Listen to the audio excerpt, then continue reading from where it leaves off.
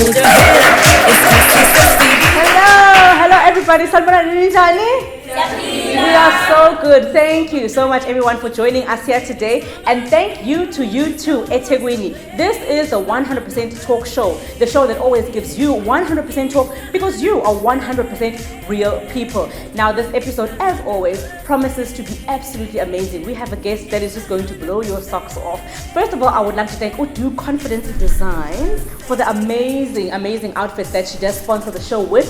If you want a dress that is custom made, that is beautiful, and that fits so well, please do go over and see her at Umkumbane, and here are her details here on the screen. I would love to thank Isimodeni Creations for these amazing jewelry pieces that always just complete my outfit. Without you, Isimodeni, we wouldn't have a complete outfit, yeah? So thank you very much to Isimodeni Creations. Here are her details on the screen. Also, she does custom make her jewelry items, but she does have items for sale as well. I would love to thank Ikhono Exclusive Furniture for our beautiful set today. Without them, we'd be sitting on the floor. Ikhono, our set has never looked so good ever since you started sponsoring us with your furniture items. So I would love to give Ikhono Exclusive Furniture a very, very big thank you. I would love to thank our home for today, the Durban Botanic Gardens. You have opened your doors to us and we're so grateful. We're so thankful to you. Thank you so much for hosting us in your beautiful conference venue. If you didn't know, Botanic Gardens is the longest surviving botanical gardens in the South African region. But also they've got conference facilities so that you can have an amazing event here at the Durban Botanical Gardens. I would love to thank you, eThekwini, for always tuning in, always supporting us, always subscribing, following, sharing, and liking. Please do continue. To introduce today's guest, please put your hands together and help me welcome Ms. Jacinta Ngobese.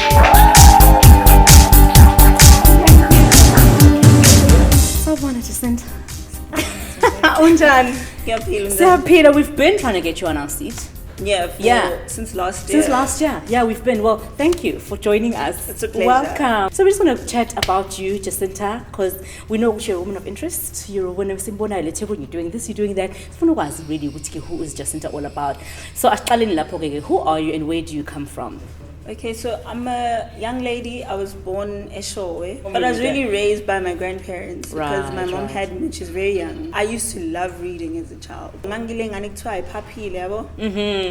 papi. Oh wow. You know? And so Jacinta, girl, you start radio somewhere somehow. Tell us about that journey. Radio was a coincidence, if I can put it that way. I don't know if I can call it a coincidence or something that it was just meant to be.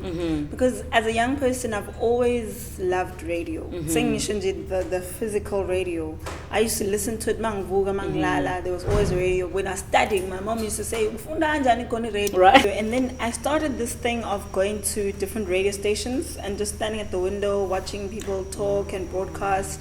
At the time, I didn't know what it meant until I went to UKZN. So I get there and I meet friends. Obviously you make friends, and then this one time we decided, UKZN radio. At the time it was just launching UKZN radio, and we're like, guys, let's go play. And then we all went to the audition, and all three of us went. We were all accepted.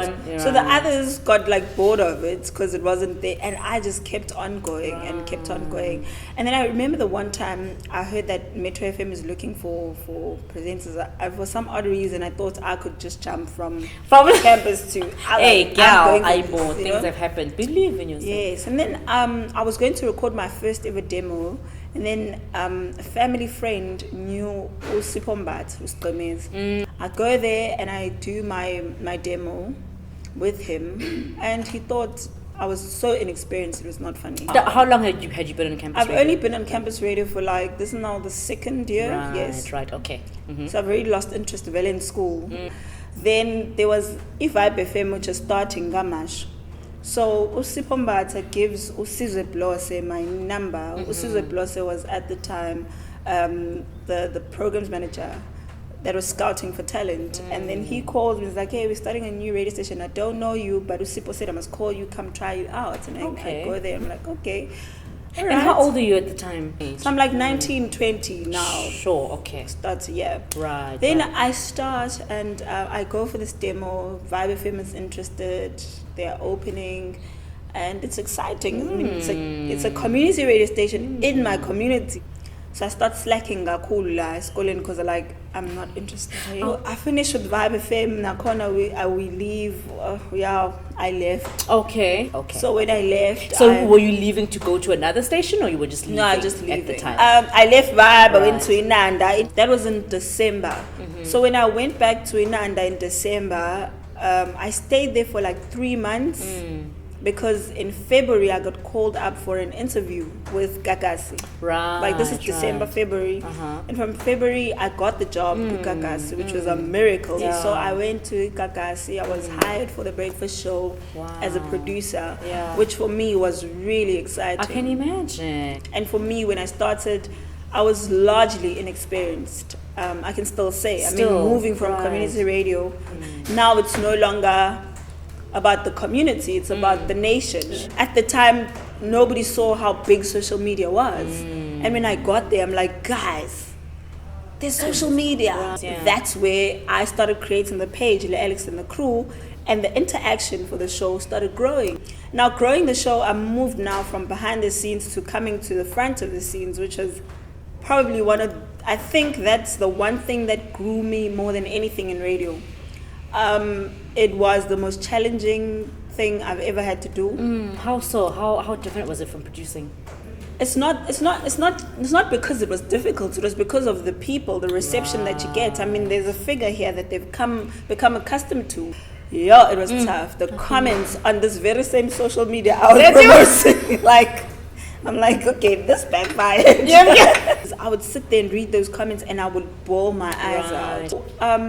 That phase passed very quickly because the numbers showed that the show was growing. So I know there was a time where you left Ikagas. I did not leave. I was fired. Okay. I was fired.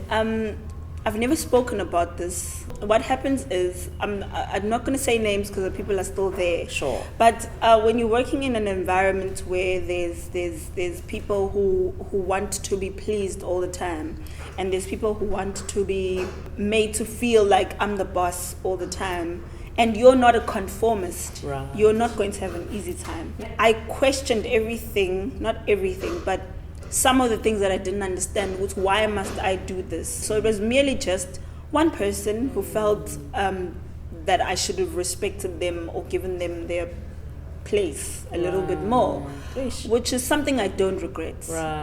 I really don't deserve that period where I lost my job. It was a time, and it was something that needed to happen at the time. And you know what the worst part was? I got fired, right? So I get a call. I'm driving to Pastor Duve's church. I get a call. Hey, Jacinta, so-and-so in Tatelia Soles, where we hear that your contract won't be renewed with Gagasi and that you're not going to have a job. I'm like, where did you hear that from? What's happening? You know? Who told you that? Like, hi, no, it's because you don't know how to do your job. I parked on the side of the road. I cried. And this is how you found out? This is how I found out. Sure. Then the next day, on a Sunday, it's a front page story. And so did you give your comment to this reporter? I just said I didn't know. That's all I said. And then on the Tuesday, I guess, now it's front page on Sunday, right? So the news is already broken that I'm not going to have So, and by this time, the station hasn't spoken They to haven't you. said anything. So on Tuesday, now they tell me it's actually happening. The next week, I mean literally the following week, it was so amazing. So they start announcing the nominees for the MTN Radio Awards, which is like the national, it's like the summer awards of radio. For radio, right?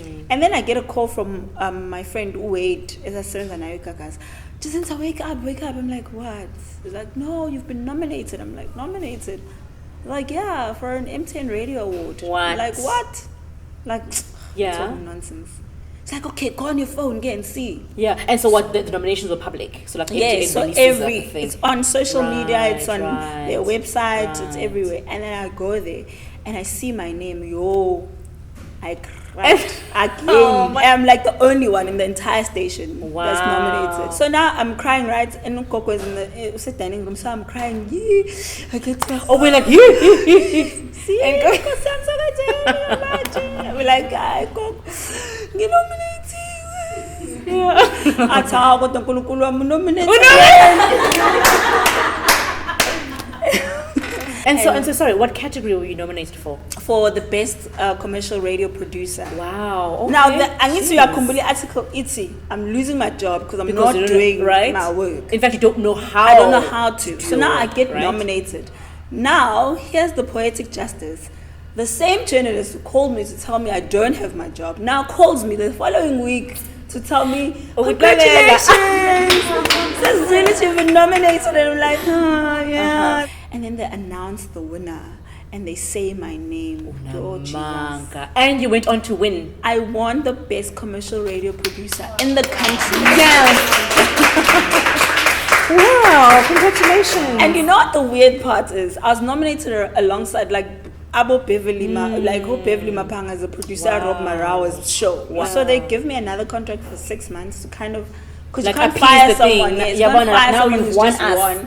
Like you've won the station. Yes. An award. The first person ever to win anything for the station. Yeah. So. And I know what you do a lot of philanthropy. So let us know of the stuff that you're involved in. I'm very passionate about young girls. I love Umash more than anything. I've seen the effects of growing up in a negative environment, and I had to be the opposite of that. But we've changed the Ilogishi to be a place that glorifies alcohol and parties.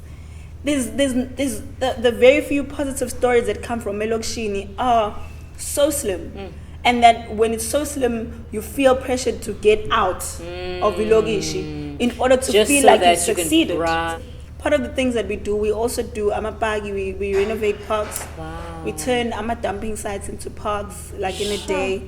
And also we moved from that to Ama Outdoor Gym. And then there's also something that I do where I promote social cohesion amongst people in the same communities, Indian, Amakalat, because we're all in close proximity. Right. Like, so what kind of things do you do? It's called the We Are One Festival. Now you're back on radio. And so what was that journey like, now getting back on this very big radio station that you're with? For me, I always say it's going to be easy because it's the name that you leave behind that actually has to do the talking for you. So Jacinta I've done the breakfast show, I've done the 9 to 12, I've done the 12 to 3, I've done 3 to 6. I feel like women are the ones that are doing themselves a disservice. We give birth to all these young men, right? And we raise them to believe that they are the heads of the home, especially with the single mothers. And now imagine if a mother, once they grow up, they become teenagers, so we you know, you as a mother have no say.